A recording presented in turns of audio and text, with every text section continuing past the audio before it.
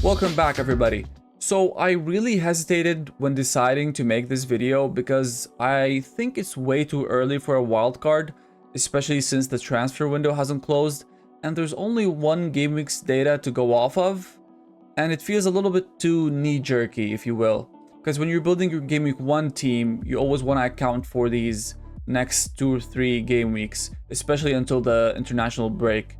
But I realized everybody had or has their own plans, their own styles of play, or maybe, your team just is that bad that it requires, I don't know, 4 or 5 transfers. And either way, I think it'll be pretty fun just to go through some drafts, so why not? So yeah, let's get to the drafts.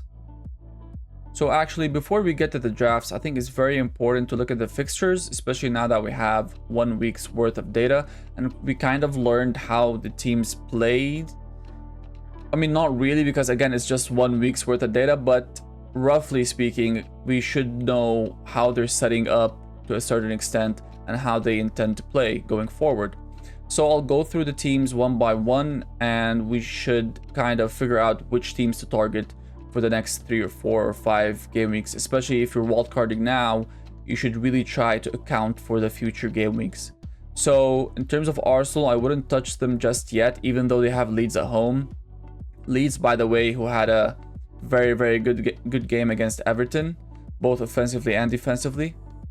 So yeah, I wouldn't pick any Arsenal players. Aston Villa still have good fixtures, so you'll see in the draft I've gone for Watkins every single time. 1, because he's a good player. 2, because there aren't really that many, players at his price point. But just in case Gyökeres becomes an exciting prospect going forward, I think come game week 7, I mean, that's my plan at least, or game week 8, let's say, I might be switching over. So it's nice to have that price point, and Watkins is a quality player. But I'll get to the drafts in a second. Bournemouth have good fixtures, we should target them. Brentford looked awful, let's avoid. Brighton, avoid. Burnley, they're Burnley, avoid. Chelsea, they still have kind of, good fixtures. If you guys watch United, and as I've said in my previous videos, they won't be a team that gets, walked all over. So that's no longer like an easy fixture or a fixture to target. But Chelsea still have decent fixtures overall, so we will be picking a couple of players from them. Crystal Palace looked amazing in my opinion, but they fell just short. They got that clean sheet, but I think they could have scored once or even twice during that game away to Chelsea. And yeah, so we'll be picking a couple of players from Crystal Palace. Everton looked absolutely awful. Fulham looked underwhelming. Leeds, although looked good, they don't have the best fixtures in terms of Arsenal and Newcastle. Liverpool looked shaky at the back, but they looked solid, up front. So we'll definitely be picking a couple of their players. City looked amazing. United looked very good. We'll get to United more when we discuss the drafts. Newcastle looked okay. Nottingham Forest looked good. They conceded a penalty when they shouldn't have, but whatever. Spurs looked amazing, but they face City next. But that's fine because the next 5 or 6 fixtures are absolutely gold. So we're going to be targeting Spurs for sure. Sunderland looked amazing against West Ham. I'm actually super impressed by Sunderland, but I don't know. I don't see myself picking any of their players just yet. West Ham awful, Wolves awful, but Strand Larsen did look quality. I think he was very close, like a few times to score or assist. And they arguably had one of their hardest games this year, playing City. And they struggled defensively, but I think going forward on the counter, I was actually impressed, especially by Strand Larsen. He did come off before the 90th minute, I think, but I don't see that being a major issue just yet. But yeah, that's about it for fixtures. So looking at this first draft, so as you can see in my talking points section, I have 4 drafts I'm going to be going through. The first one is a Salah draft, and I know Salah maybe looked a little bit underwhelming. He hugged the line too much. He didn't have that many shots. I think he looked good. I think for a first game, he looked very good, especially when he scored the goal. and when he had to play up front, and he took the ball very, very nicely, cut inside, right foot in the bottom right corner. Salah is and will always be quality, and I think it's still valid to wildcard and have him in. Yeah, looking at the draft, of course you would go for Dubravka and Estev because they're super cheap. Even though they didn't play that well, you gotta go for the 4.0 keeper, even though you're never gonna play him. In my eyes, you can just ignore Dubravka because, or unless Sells gets injured, for example, he will never be playing in the team. Estev should be the same case because you have 4 other defenders, almost premium defenders if you look at this team, so you wouldn't need to worry about him.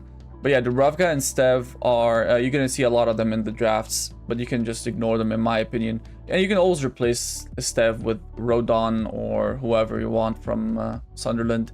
It's down to you who you prefer, but I think he's nailed, and again, you're never gonna play him unless during the bench boost, but that's like in game week 8 or something.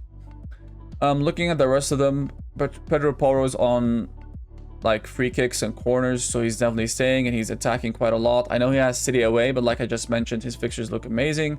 Richards impressed me. He looked very, very good against Chelsea. I might prefer Lacroix, but I mean, they're both kind of like center backs. They're both nailed because they play that 5-3-2 sort of formation. Or is it like 5-4-1? I don't know. You can double check, but like they play very, very well. Yeah, and Ait Nouri looked amazing. He even got DEFCON points, even though he plays as a wing back. So that was actually impressive. Chalobah was quality. Yeah, all 4 of these guys are quality. Looking at the midfield, Semenyo impressed me the most, especially the way he took that second goal. Bournemouth look attacking. They look like they're not afraid of anybody. They're super shaky at the back, but we don't have any of their defenders, so who cares? Semenyo, I would definitely pick him if I was on a wild card. Reinders, I don't need to say much. I think in my opinion he was City's best player. Not by far, but like he was up there. Dewsbury Hall looked amazing, but I feel bad for him because the rest of the Everton side looked underwhelming, but he seems to be on most of the set pieces.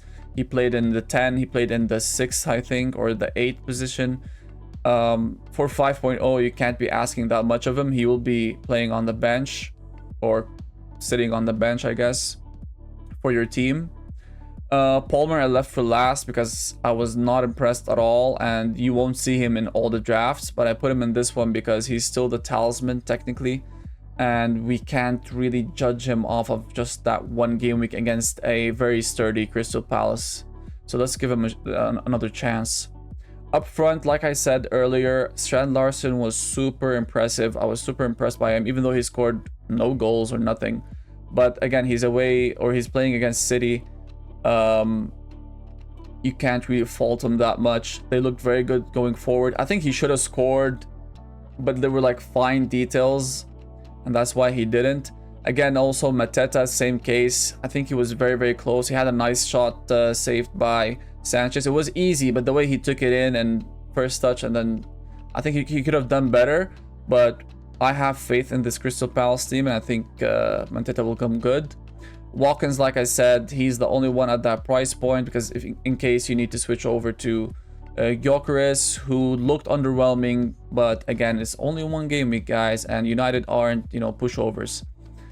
But yeah, Watkins looked good. They were just unlucky to get that early red card, with Conce's last man challenge.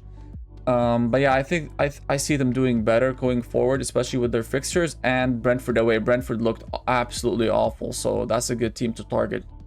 So yeah, that's it for this Salah draft. So guys, this is the Haaland draft, and you can see it looks very, very, very similar. The changes are Cucurella down to Chalobah, and Salah down to Gakpo, Mateta up to Haaland. The rest are the same players, but we do have 0.9 million in the bank to play with going forward, and all these guys have amazing fixtures. That's why I didn't change it that much. But yeah, you're hoping Gakpo does something, you know, does enough to cover Salah, which he did during the first game week. And he almost, you know, did more had Salah not had that individual brilliant moment when he took it and scored. But yeah, we still have Palmer here because we're trying to be patient, although you could go down to another player, which I'll show you in the third draft or the second Haaland draft. But yeah, to speak about Haaland just a little bit, Haaland looked absolutely amazing. He looked like his old self.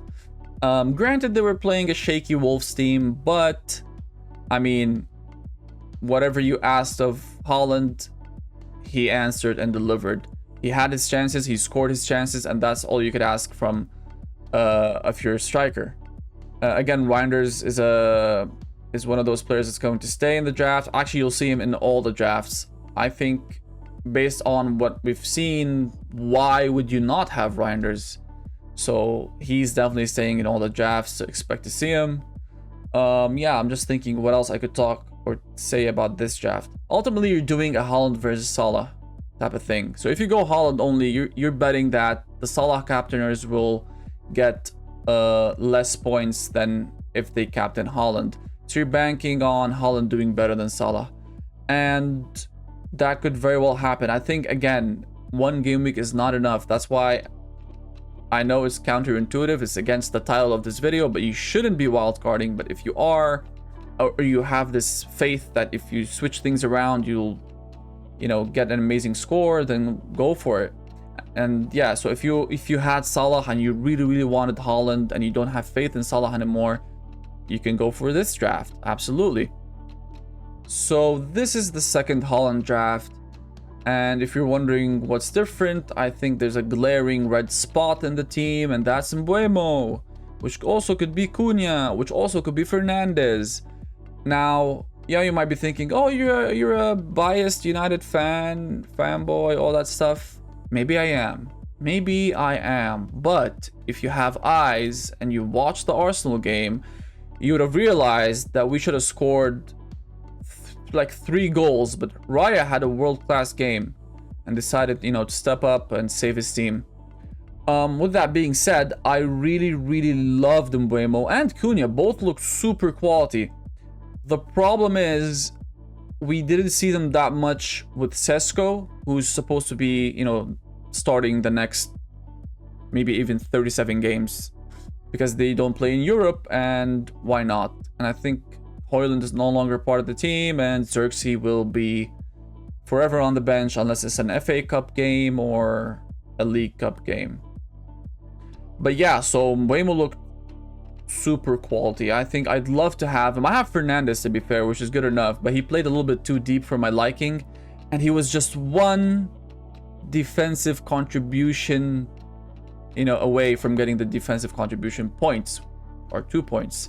And that sucked a little bit, but it is what it is. We can't do anything about it. So again, it's the same exact draft, but we have Lacroix instead of Richards because he's 100% nailed, and I think he's just a slightly better defender. Or he gets these positions where he can get more maybe defensive contributions, and maybe he's also better, or has a, you know, he's better in the air and has a higher aerial threat. And for 0.5 more, I think it's a good investment. The rest look the same. Oh, and we have Cucurella back, so we went back from Chalobah to Cucurella, or Cucurella, and you have 1.9 million in the bank. I'm in love with this one. If you like Mbeumo or Cunha or Fernandes, this one is the one for you. If you think Palmer is bad, he's trash, Chelsea are trash, nobody likes them, this draft is for you. Look at that money. You got a lot of money outside, so even next week if you want to knee-jerk again, you can buy whoever. I don't know, but yeah, I actually, jokes aside, I love this draft. So guys, this is the last draft I'm going to be showing you guys, and it looks a little bit different because you're trying to fit in the 2 most expensive players in the game in Salah and Haaland, which I can't say I can't recommend because they did absolutely amazing last week, especially Haaland and Salah as well, in my opinion. Some people think he didn't. I think he was amazing. and he'll do even better going forward. But with all that money spent, you can quickly realize that this team is a little bit, you know, I wouldn't say bare bones, but it's getting there. So we can't get Ait Nouri, and I really don't recommend getting any other City defender. He looked the most dangerous, and I think he's the only one that got defensive contribution points. But if you were to downgrade, I think Milinkovic is a nice, you know, replacement. They have amazing fixtures. Yes, they conceded in Gameweek 1, but I mean, who cares? Any team is likely to lose their clean sheet, especially in the Premier League. But yeah, the rest of the back four looks similar. We've gone back down to Richards and Chalobah instead of Lacroix and Cucurella. Goalkeeper is the same. In the midfield, we've sacrificed the most. So now you're relying on playing, you know, 2 out of the 3 players right here. So Reinders, Anderson, and Dewsbury Hall. I mean, you wouldn't mind playing Reinders, I guess. So it's between Anderson and Dewsbury Hall, meaning it's Anderson. Or you can always, you know, play 4-3-3. So Richards, Porro, Chalobah, Milinkovic, and then Salah, Kudus, Reinders, and then Watkins, Haaland, and Strand Larsen. Now you may ask me, oh, so but is there anything wrong with this draft? I think there's plenty wrong with this draft. Mainly because what if you wanted to move back up to a premium player like your Fernandez's, like your Palmer's, like your Mbuemo's, Cunha's, if they excel, that is, of course, like your Saka's. So these types of players you won't be able to get. Well, you would be able, because then you can just use 2 transfers. You can just downgrade Salah and upgrade even another position. Then you have both. What am I saying? Yeah, you could get both players easily. That's the whole point of having these 2 very high price points. I'm not even going to, you know, have another take or edit this out. I'll just keep it because I just realized you can quickly, you know, substitute the players. But yeah, I don't like this draft because I think it'll force you down the line to make unnecessary transfers, and overall the team doesn't look that nice. Like, even if Haaland and Salah keep doing amazingly, I'm not really a big fan of the rest of them. Like, by rest of them I mean, actually I am a big fan. It's just like Anderson and Kudus. I mean, Kudus looked very good, but in the long run, I don't know. And Anderson as well. How long is he gonna keep it up? Actually, the draft looks okay. I mean, I made it after all. But no, jokes aside, I think it looks okay, and you can always escape and just transfer, or like, you know, transfer out Salah or Haaland, whoever stops impressing you, I guess, and get someone else. So Haaland could become a Gyökeres, and that's an extra 5 million that you can, you know, change Anderson back up to Palmer or Saka or whatever. Yeah, I think it's not a bad draft.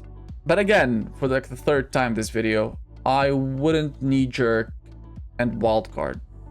But again, if you really want to, go for it. But yeah, that's it for the drafts. Let's go to the outro. So guys, these were the drafts, and I think I like almost all of them. If I had a free wildcard, not just the 1 wildcard between Gameweek 1 and Gameweek 19, because I do intend, as of yet, you know, I still intend to use it in Gameweek 13 when the fixtures swing. But if I had a free, I don't know why they've given me another free wildcard. Those are the 4 drafts I would look at, and I think I would go for the 3rd one I showed you, the one with Mbuemo or a United player, and maybe without Palmer, because I don't know, I wasn't impressed. I even wasn't impressed last year. He did look better during the Club World Cup, but yeah. Anyways, I've already explained my reasons during the drafts. Yeah, those were the drafts, and that's my opinion about anybody wildcarding this week. I think you shouldn't be wildcarding this week, but if you desperately want to and need to, you can look at these drafts. Now, if you found this video to be helpful or useful in any way, please help me out by subscribing and clicking that like button. It really goes a long way in helping me grow. And yeah, I can't wait to catch you guys in another video. Thanks for watching. Take care.